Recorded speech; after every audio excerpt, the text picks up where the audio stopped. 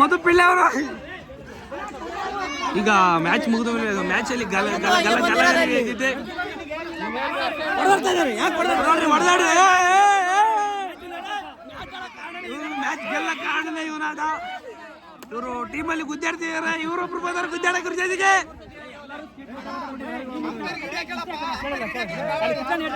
ಹೇಳಿ ಹೇಳಿ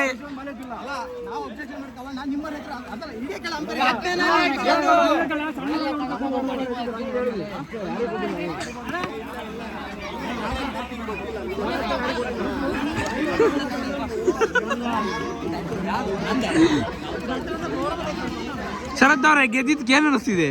ಓ, ನಮ್ಮ ಅಪ್ಪಾಜಿ ಸೋತ್ರಲ್ಲೇ. ಹೇಗೆ ಅನಿಸ್ತಿದೆ ಗೆದ್ದಿದ್ದು ನಿಮಗೆ? ಬರುತ್ತೆ.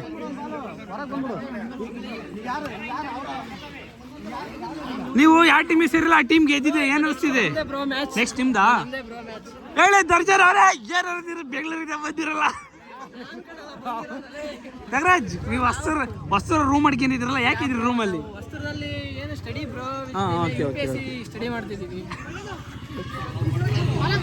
ಇದರ ಕಪ್ ಯಾರ್ದ ಬಲ ಬೈಯಲ್ಲ, ಬಚುಡಿಕೆ ಅಲ್ಲ ನಿಮ್ಮ ಅಮ್ಮನ ಬೈಯಲ್ಲ.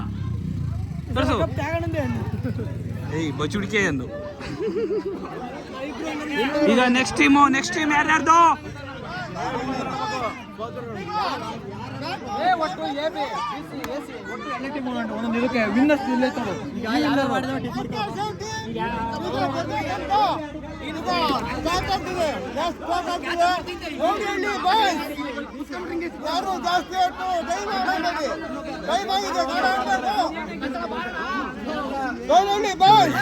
ಅಂತ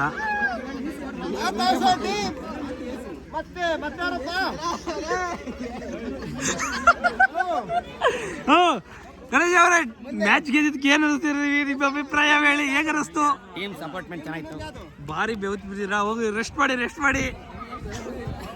ಶರತ್ ಪೆಡಲ್ಲ, ನೆಕ್ಸ್ಟ್ ಟೈಮ್ ಸೋತಿದ್ದಕ್ಕೆ ನಿಮಗೆ ಹೇಗೆ ಅನಿಸ್ತು? ನಾನು ಅದೇ ಟೀಮ್ ಅನ್ನಾಗಿ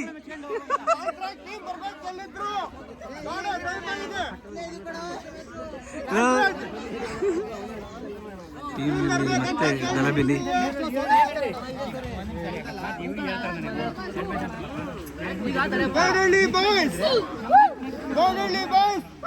ಎಲ್ಲ ಟೈಮ್ ಆಡಬೇಕು.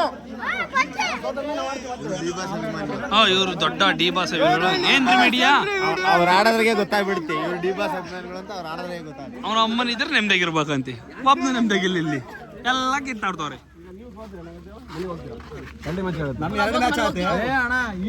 ಈಗ ನಾವು ಗೆದ್ದರೆಲ್ಲ ಸೋತ್ರ ಮನೆಗೆ, ಗೆದ್ದರ ಕಂಟಿನ್ಯೂ ಗೆದ್ರು ಅಂದ್ರೆ ಫೈನಲ್. ನಾವು ಸೋತ್ರೆ ಗೆದ್ದರ ಜೊತೆ ಆಡ್ತೀವಿ. ಆಡ್ತಾ ನಾವು ಸೋತ್ರು ಮ್ಯಾನೇಜ್ಮೆಂಟ್ ಹೇಳ್ರಿ, ಹೇಗ